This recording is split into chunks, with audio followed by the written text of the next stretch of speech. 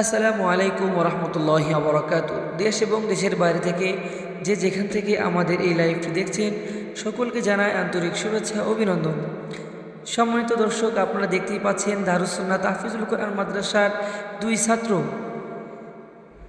পুরো বাংলাদেশের মধ্যে রাজশাহী বিভাগীয় প্রতিযোগিতায় দেশব্যাপী হিফজুল কোরআন প্রতিযোগিতায় দারুস সুন্নাহ তাহফিজুল কোরআন মাদ্রাসার দুই ছাত্র হাফেজ মোহাম্মদ আবদুল্লাহ বিন আনোয়ার প্রথম স্থান অধিকার করেছেন এবং হাফেজ মোহাম্মদ আবু তালহা 10 নম্বর স্থান অধিকার করেছেন। প্রথম নম্বর স্থান পবিত্র উমরা সফর।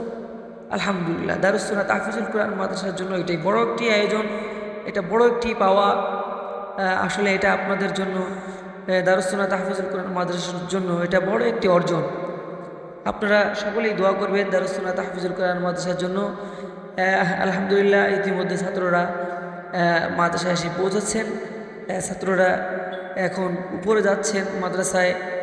আপনারা দেখতেই পাচ্ছেন আমাদের কোরআনের পাখিরা চলে এসেছেন।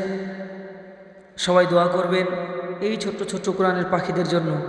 আসলে দারুস সুন্নাহ তাহফিজুল কোরআন মাদ্রাসার সম্মানিত পরিচালক সাহেব মোহাম্মদ আবদুল্লাহ সাহেব খুবই আলহামদুলিল্লাহ হুজুর চেষ্টা করেন, এবং যতটুকু চেষ্টা না করলে নয়, উনি যতটুকু চেষ্টা করেন যেন প্রত্যেকটা ছাত্র আলহামদুলিল্লাহ যেন ভালো মানের হাফেজ হয়। এই জন্য হুজুর সবসময় ভালো মানের উস্তাদ দারুস সুন্নাহ তাহফিজুল কোরআন মাদ্রাসায় এনেছেন। তো আপনাদের দোয়া ছাড়া আসলে কোনো কিছু সম্ভব না। সবাই দোয়া করবেন হাফেজ মোহাম্মদ আবদুল্লাহ বিন আনোয়ারের জন্য।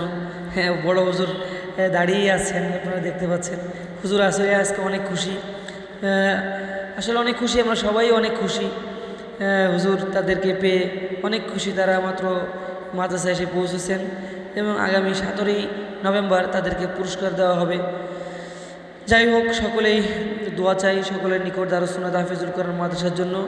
ভিডিওটি যদি ভালো লেগে থাকে অবশ্যই লাইক, কমেন্ট এবং শেয়ার করে আমাদের সঙ্গে থাকবেন। ভালো থাকবেন। আসসালামু আলাইকুম রহমতুল্লাহ।